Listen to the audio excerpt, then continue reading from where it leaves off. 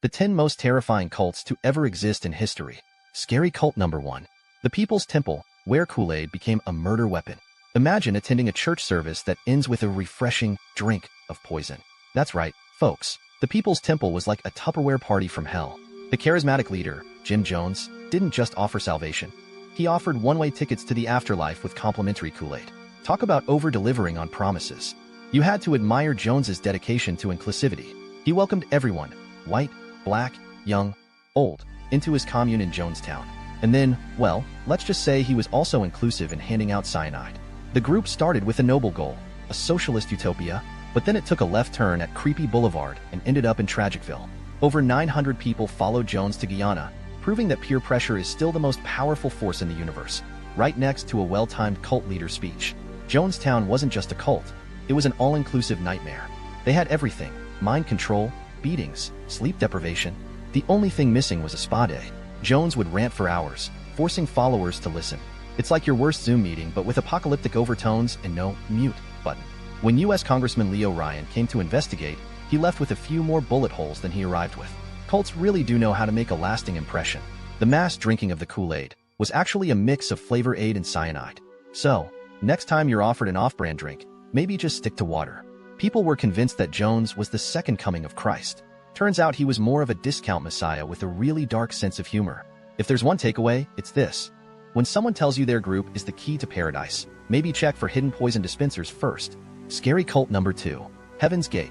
The cult that took Beam Me Up, Scotty way too seriously. Ever wanted to hitch a ride on a UFO? Heaven's Gate members took the concept of a cosmic carpool to a whole new level and left their earthly baggage behind. The group's leader, Marshall Applewhite, believed he was a prophet sent by aliens. Either that, or he watched way too much Star Trek on loop. Applewhite and his followers were convinced they needed to shed their earthly bodies to hop onto a spaceship trailing the Hale-Bopp comet. Some people go for frequent flyer miles. These guys went for intergalactic Uber rides. The cult had a strict dress code, Nike sneakers and matching tracksuits. If nothing else, they died as the most stylishly coordinated cult in history. They believed that Earth was about to be recycled, which is the worst sales pitch for a doomsday cult ever. Talk about an aggressive composting strategy. To prepare for their journey, members underwent voluntary castration. Yep, nothing says, "I'm ready for the afterlife," like saying goodbye to your earthly bits. The group's compound was filled with bunk beds, reminding us all that even when you're planning to leave Earth, you should still get a good night's sleep. Their website is still up and running, proving that even in the afterlife, cults need a solid online presence. SEO optimization. Members were isolated from the world, and their only connection to reality was their leaders' increasingly bizarre interpretations of religious texts. It's like being in a really bad book club with life and death stakes. The group's final act of leaving Earth involved a mix of vodka and barbiturates, because nothing says outer space voyage like a good old-fashioned cocktail party. Heaven's Gate wasn't just a cult. It was a cosmic misadventure that ended in the most tragically absurd way possible. Scary cult number 3. Shinrikyo. The cult that proved doomscrolling is real. Imagine if your favorite conspiracy theorist got hold of a few tanks of sarin gas and thought, "Hey, let's take this to the next level." Welcome to the world of Shinrikyo. Founded by Shoko Asahara, who somehow combined Buddhism, Christianity, and nuclear Armageddon into one terrifying belief system. Talk about mixing metaphors. Asahara claimed to be the reincarnation of Buddha and Christ, but his fashion sense was more evil wizard meets midlife crisis. The group believed in a doomsday prophecy where only cult members would survive. It's like the worst case of FOMO imaginable. They practiced extreme yoga sessions, like the kind where if you didn't levitate, you weren't trying hard enough. Forget your regular downward dog. In 1995, they released sarin gas in the Tokyo subway, proving that Shinrikyo wasn't just talk. They were fully committed to their terrifying goals. The attack killed 13 people and injured over 1,000. Asahara's teachings really did leave a lasting impression, mostly on the victims. The cult operated out of a compound filled with high-tech equipment because nothing says peace and enlightenment like your own chemistry lab of horrors. Members were subjected to brainwashing, forced labor, and isolation. If you ever thought your job was bad, just be thankful there's no sarin gas involved. Asahara convinced followers he could transfer his spiritual energy to them through physical contact. Spoiler, all they got was a brush with madness. The cult's influence spread across Japan, with thousands of members. Apparently, their version of influencing was way darker than Instagram posts. Scary cult number 4. The Manson family, the 60s dream turned nightmare.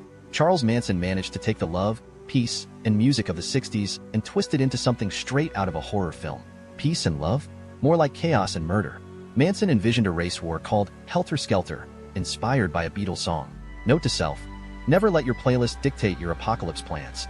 He convinced his followers that he was the second coming of Christ, but instead of water into wine, his miracles involved turning sanity into madness.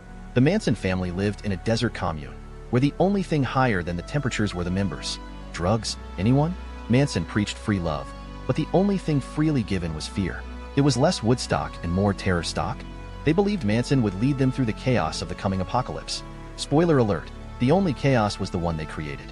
In 1969, the family committed a series of brutal murders, including actress Sharon Tate, shocking a nation that was still trying to figure out what the heck just happened. Manson didn't actually kill anyone himself. He just manipulated others to do it. It's like the world's worst game of telephone, with deadly consequences.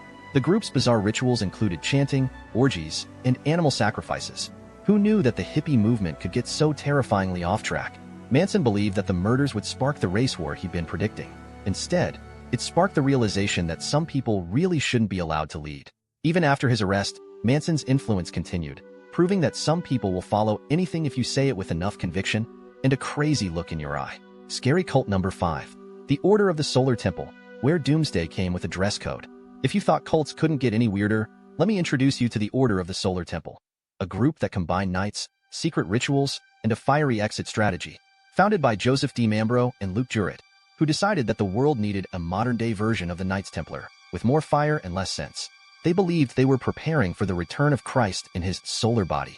That's right, folks, Christ, now with 100% more cosmic energy. The cult was big on rituals, which included wearing elaborate robes and staging fake executions. Halloween must have been their favorite time of year. D. Mambro convinced followers that he was the reincarnation of a 14th century monk.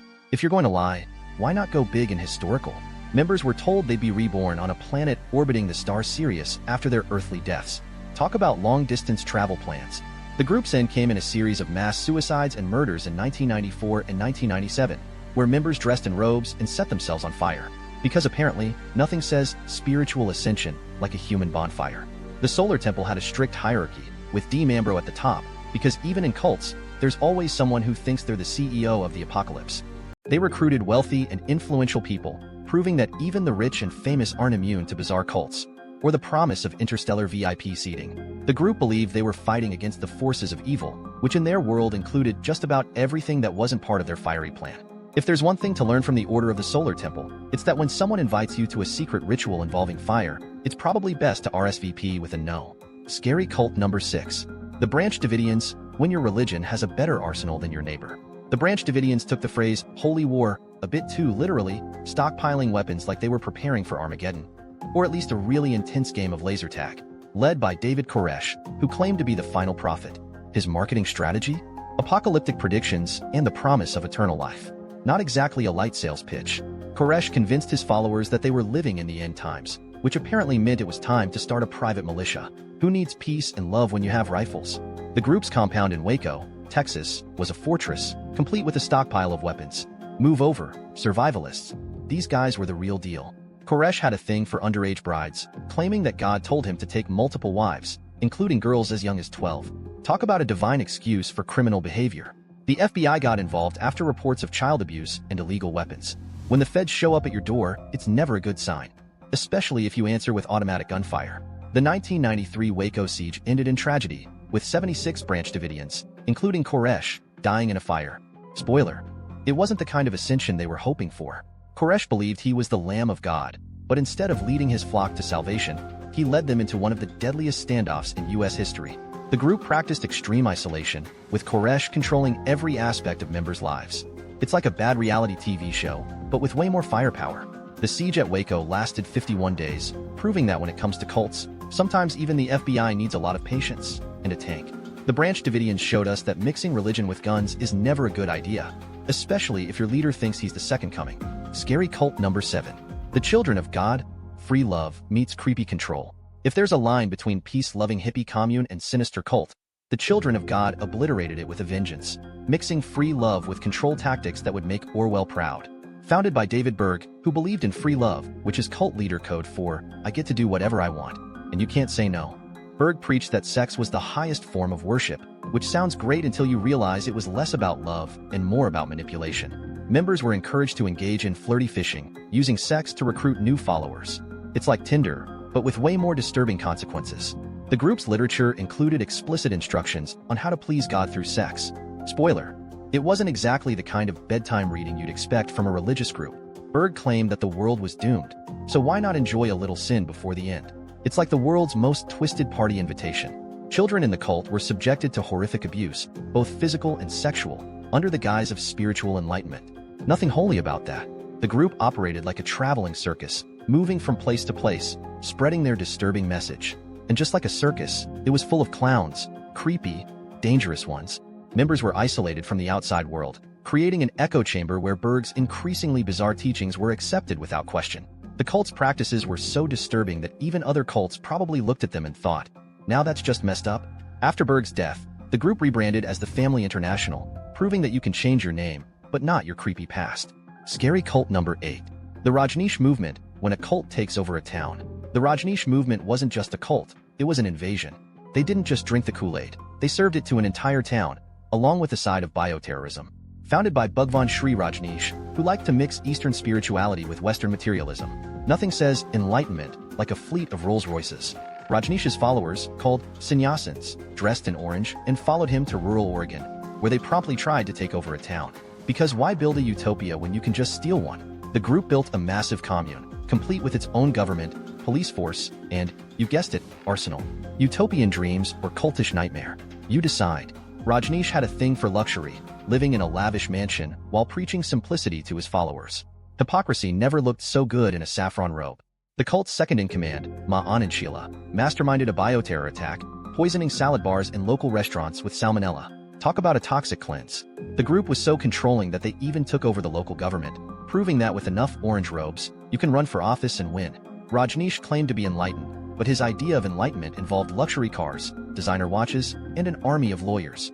Enlightenment never looked so expensive. The movement attracted thousands of followers from around the world, which just goes to show that if you build it and promise enlightenment, they will come. The US government eventually caught on, leading to Rajneesh's arrest and deportation. Turns out, even cult leaders have to follow immigration laws. The Rajneesh movement was a masterclass in how to turn a spiritual movement into a criminal enterprise. It's like The Godfather, but with more meditation. Scary cult number 9. The movement for the restoration of the Ten Commandments, the cult that took religion to a deadly extreme. When your cult's name sounds like a legal disclaimer, you know you're in for a wild ride. The movement for the restoration of the Ten Commandments was all about religious devotion, right up until it led to mass murder. Founded by Credonium Warand and Joseph Kibwadir, who decided that the world needed a new version of the Ten Commandments, because apparently, the original set wasn't strict enough. Members were told that the Virgin Mary would come and take them to heaven if they followed the new commandments, which included mandatory silence and no soap. Smelly but holy?